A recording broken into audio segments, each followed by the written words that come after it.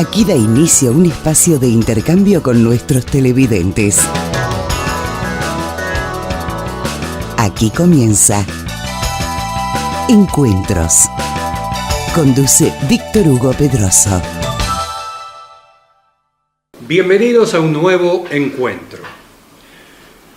Hoy seguramente ustedes se van a sorprender porque es un encuentro muy especial. Está con nosotros Héctor Amodio Pérez, nacido un 24 de noviembre del año 1937. Y para los que peinan canas, indudablemente es una persona a la que ustedes van a reconocer. En la década del 60 se unió al Movimiento de Liberación Nacional Tupamaros. Y allí fue uno de los que comenzaron aquella, si se puede considerar una epopeya un poco idealista, y que terminó en la década del 70, cuando coincidentemente, meses después, con la caída de la democracia en nuestro país, fue un lapso bastante difícil para la República Oriental del Uruguay. Luego de muchos años, cuando finalizó la lucha contra los Tupamaros, Héctor Amodio Pérez y su compañera Alicia Rey Morales salieron del país. Después, cuando el regreso de la democracia, comenzaron las versiones, y las versiones eran que Héctor Amodio Pérez y Alicia Rey Morales habían sido traidores a la causa del Movimiento de Liberación Nacional Tupamaros. Pasaron muchos años, él vivía en España, y en el 2013, muy posiblemente, y él me lo va a decir, cansado de todas las versiones que corrían, comenzaron a llegar algunas cartas de él y cobraron notoriedad. Él contaba su historia, su verdad. Eso ya más de 40 años después. En agosto del año 2015 se anunció su regreso, y es indudable que el regreso de Héctor Amodio Pérez complajo a unos y a otros no mucho, porque regresaba una de las figuras que habían estado desde los principios en el Movimiento de Liberación Nacional Tupamaros. Vino para presentar el libro Palabra de Amodio, este libro. Y es la otra historia de los Tupamaros. Y hoy lo tenemos aquí con nosotros para charlar de muchas cosas. Bueno, hemos sido hasta compañeros de trabajo. En aquella época en que él era obrero gráfico y yo ejercía periodismo escrito en BP Color, éramos compañeros, él en la parte de máquinas y yo en la parte de redacción. Jamás se me ocurrió pensar que teniéndote al lado, bueno, son esas cosas que pasan. Exactamente. Yo estoy muy agradecido, es un placer retomar contacto contigo y aquí estoy dispuesto a que me preguntes lo que quieras, lo que se te ocurra, porque yo he venido precisamente a contar mi verdad, claro, que de alguna forma he tenido, digamos, la posibilidad de hacerlo, no todo lo rápido que yo hubiera deseado, porque hay que ver que llevo prácticamente 3 años en Montevideo. Y uno de ellos preso. Casi 2 años. 1 año preso y otro en prisión domiciliaria. Entonces, he podido en estos 3 años contar parte de la historia, todavía no está completa, pero estamos en eso.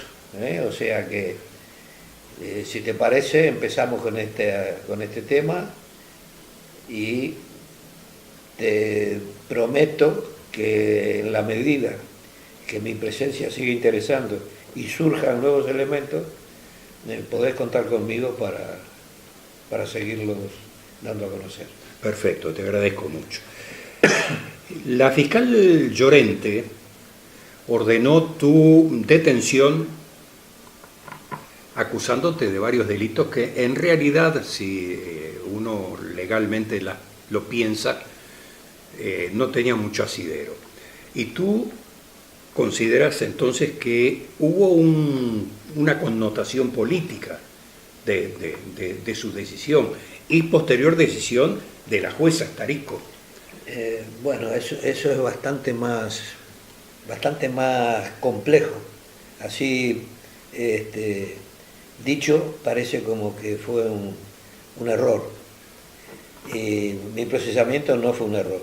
Mi procesamiento estuvo preparado. Se decidió que había que procesarme desde el mismo momento que se supo que yo volvía. Nosotros no pudimos evitar que se conociera que yo iba a llegar determinado día. Los servicios de inteligencia se enteraron, estuvieron rondando alrededor de la editorial para tratar de precisar algunos detalles sobre mi llegada, y se preparó todo. Se me hizo una emboscada mediante una denuncia falsa que presentó el doctor Grille en el juzgado de la jueza Mainar, que fue la primera que me interrogó. Una denuncia que no tenía asidero ninguno, decía que se me venía a acusar de participar en interrogatorio y en tortura. La jueza le pregunta al denunciante qué pruebas tiene y él dice que no tiene ninguna, pero que cuando las tenga la va a presentar. Así está la denuncia presentada y así está el texto de la denuncia en mi otro libro, Condenado, un preso político en democracia, porque ahí se transcribe todas las actas. Las actas, completamente, todas, versión literal. Entonces, sobre esa base se pretende procesarme, pero procesarme por delitos de lesa humanidad. Lo que querían era mandarme a la cárcel de Domingo Arenas con los militares que estaban presos por tortura, por lesa humanidad. Y para eso se montó un escenario, se consiguieron testigos, gente que no me conoció nunca, una serie de señoras se presentan a declarar voluntariamente. El MLN elabora un informe sobre Héctor Amodio Pérez, que elabora el contador Cámpora, que recoge el testimonio incluso de uno de los abogados que había sido defensores de presos, del doctor Artucio, Alejandro Artucio, donde y se le da a la justicia una lista de militares que son casualmente los mismos militares que después la jueza Starico llama a declarar, creyendo que iban a declarar en mi contra. Entonces, la acusación decía que yo había salido a detener gente, que había participado en torturas, que había interrogado presos, y los militares lo desmintieron todo. Se trae, dentro de los acusadores, se trae a gente que yo no había conocido nunca, que dice que yo los había señalado en la calle y que por lo tanto, como después los habían torturado en el cuartel Florida, a mí me cabía una parte de la responsabilidad. O sea, era todo muy agarrado de los pelos, no había asidero legal ninguno, pero sobre esa base se me procesa. En ese momento había una denuncia que se hizo famosa porque la firmaban 28 mujeres, de las cuales ninguna me conocía a mí, ni yo conocía a ellas, que decía que los coroneles Lucero y Oromán Pereira las habían vejado, las habían violado mientras ellas eran presas en Punta de Rieles. Como uno de esos militares, Lucero, en un momento de la declaración dice que a mí me había tenido preso en el 9º de caballería, aprovechan y usan eso para tratar de involucrarme en el tema de las denuncias por violación. Sobre esa base se hace el procesamiento. El coronel Orosmán Pereira fue el único que dijo que yo había salido a detener gente junto con él. Él en ese entonces era teniente. Entonces, esto fue en un careo, y yo le pregunto a quién detuvimos, y él me dice, a Nieto. Yo dije, pero ¿a cuál Nieto? Porque Nieto había dos. Y yo dije, no sé, no me acuerdo. Muy bien. ¿Y dónde lo detuvimos? Fue cerca del cuartel, por allá por el Luceo. O sea, ese es un testimonio que no vale. Pero la jueza Tarico, cuando emite el acto de procesamiento, lo tiene en cuenta.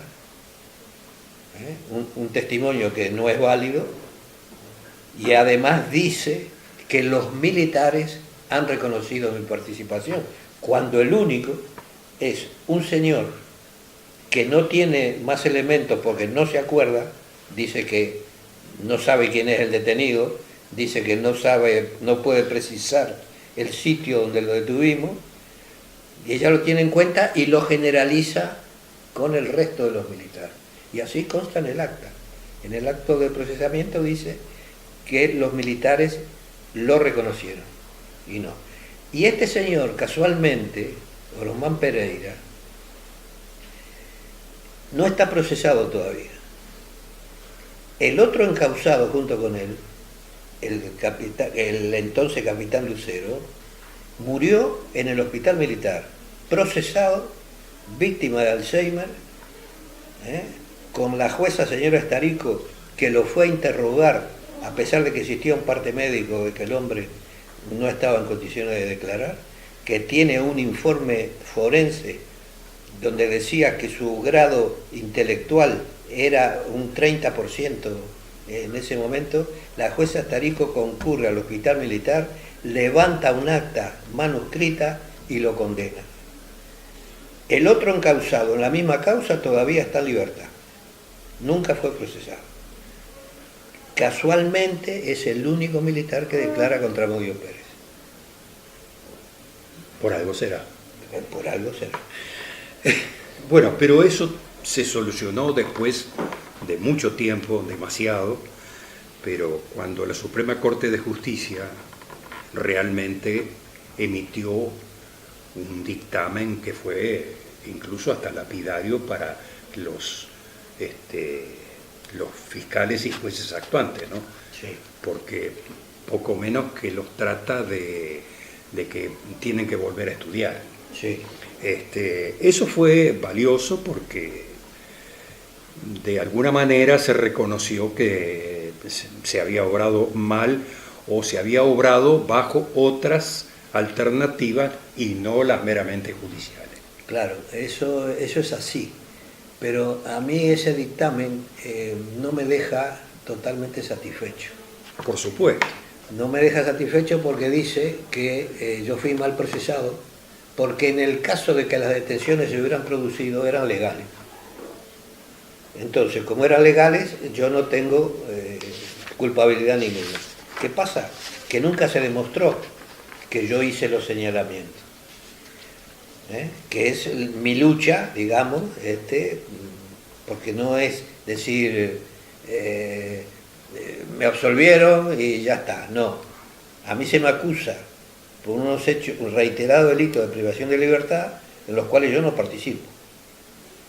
Pero ¿qué pasa? Que como el hecho fundamental, que es la detención, era legal, la justicia no llega al fondo para discernir si realmente yo colaboré o no. Sí, quedó todo en una nebulosa. Quedó ahí en una nebulosa que a mí no me gusta.